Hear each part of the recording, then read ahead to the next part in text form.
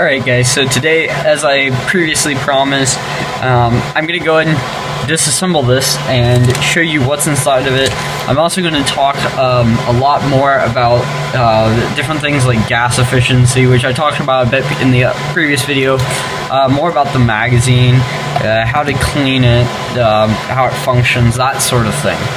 Now, the nice thing about this kit, one of the big attractions that I have to it, there's two things really. The biggest thing is that there is no permanent modifications to the gun body itself that you have to do in most cases. Now there may be some bodies that are manufactured where you do, but in general you don't, which is very good, which also means that you can switch back and forth from your AEG gearbox to your gas blowback gearbox and vice versa.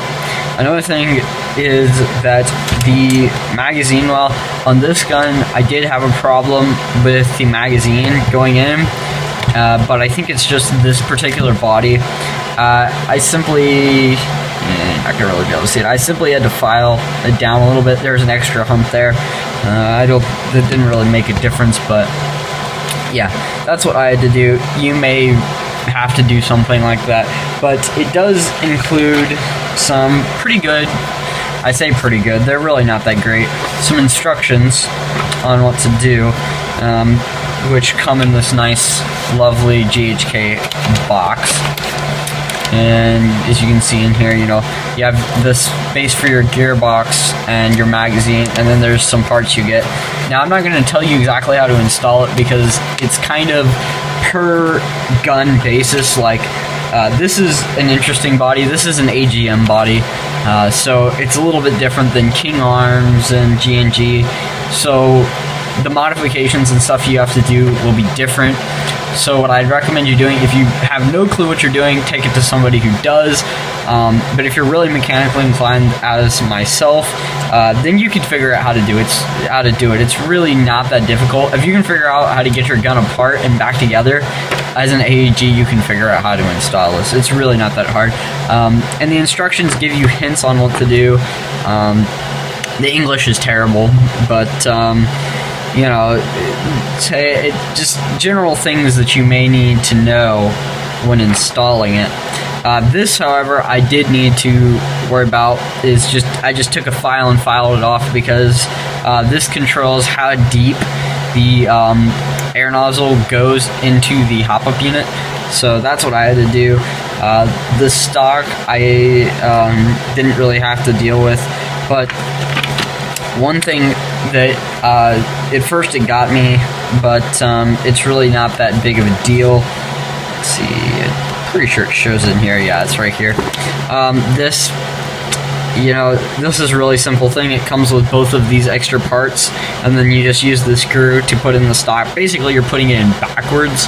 I didn't bother to read the instructions, so I was fiddling around with that for a while, but that's really easy. And then it gives you kind of a general idea. You do have to take out the AEG selector little wheel and put in this flat bar sort of thing that they give you. I'll show you that in a minute. And then, you know, it just shows you how to drop it in and what to generally do. But the reason, and also, you know, it includes for most major manufacturers, which you have to do. Like I said, this is an AEGM body, so it's a little bit different. I didn't have to do hardly anything to it, except for the magazine. You know, it mentions G&G and KWA and also King Arms, some of the stuff you're gonna have to do. Just the bodies are just a little bit different. Pretty simple stuff, really. And none of these are really permanent modifications. Yeah, that is important. I mean, really, this is just stuff that you would need to do for any gas gun anyway. It mentions the dry fire switch.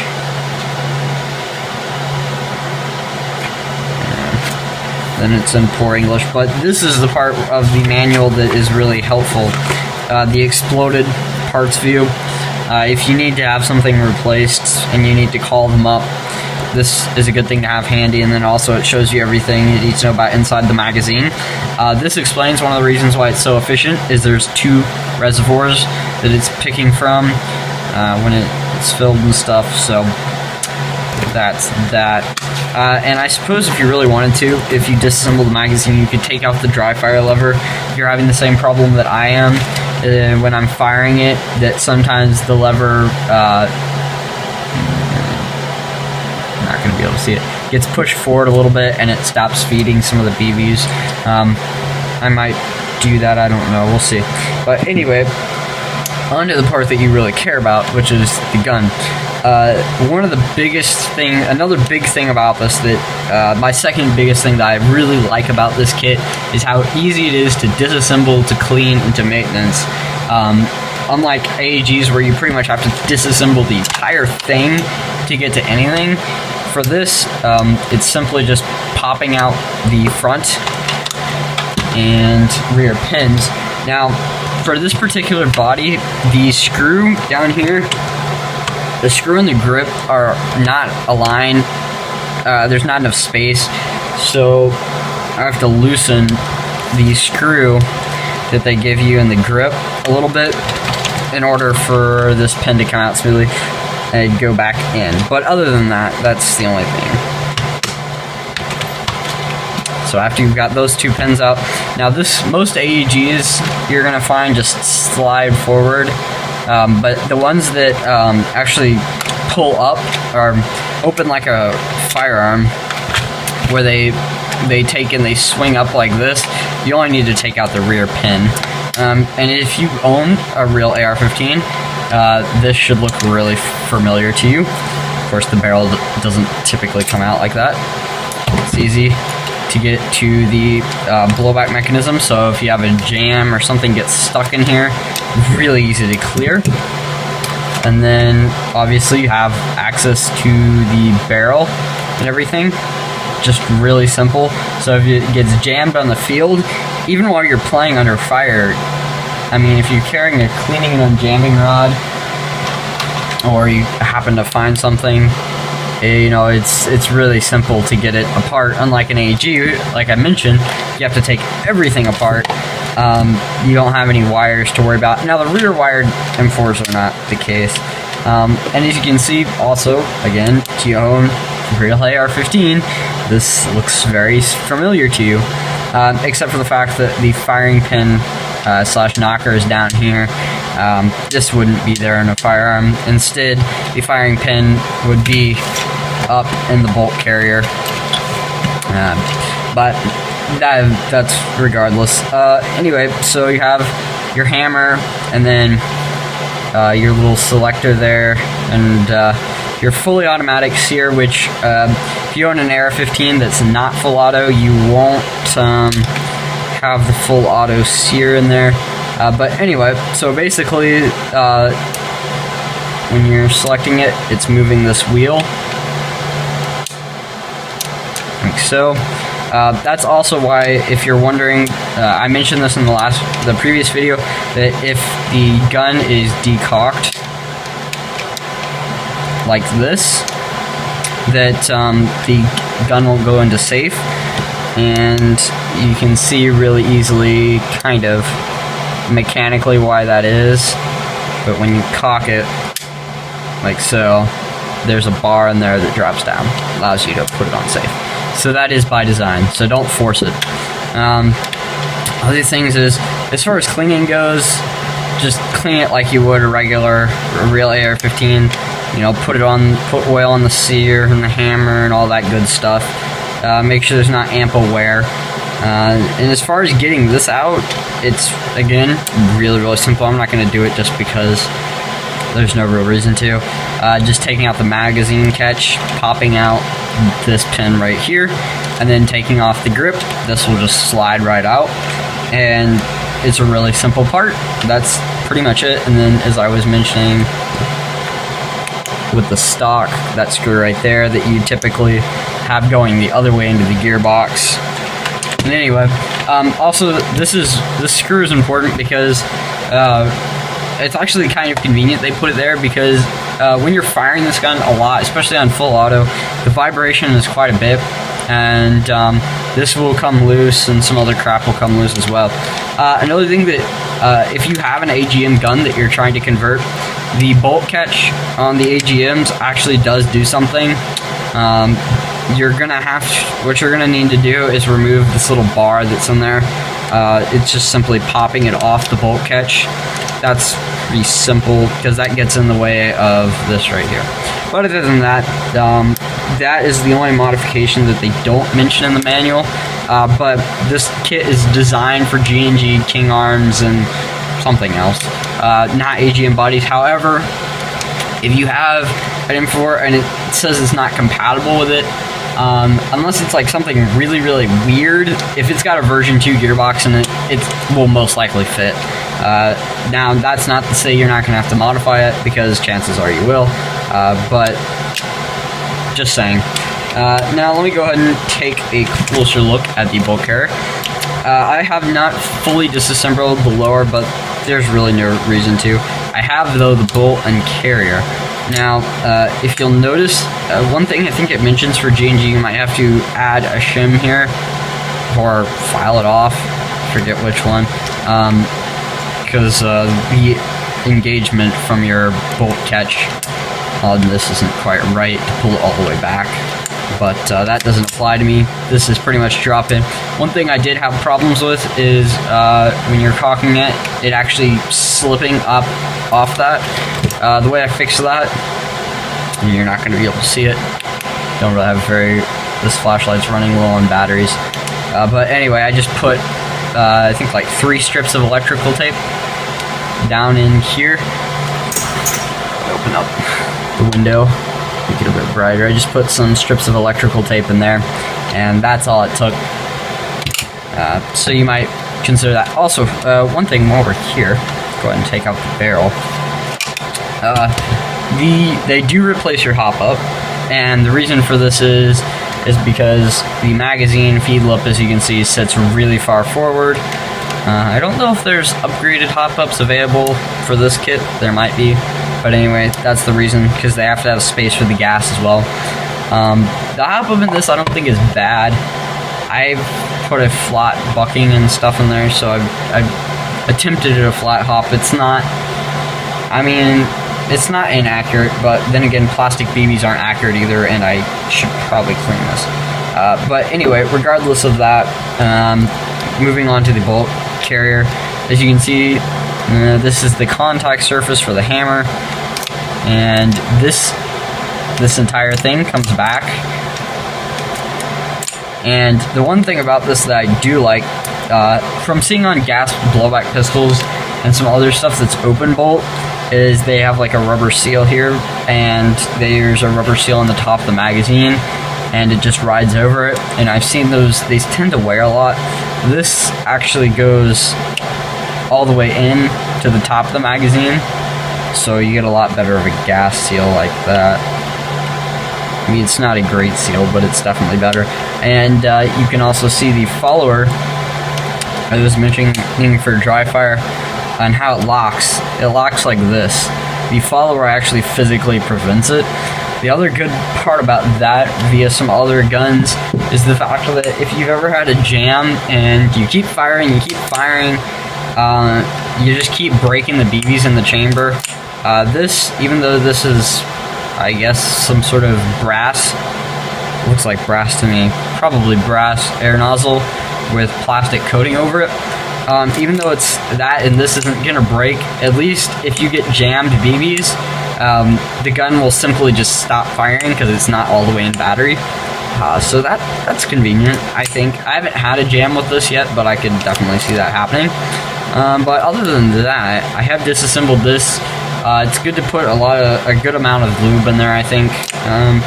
They gave me another O-ring. I'm guessing it's for this. I don't know for certain. That's not it. Anyway,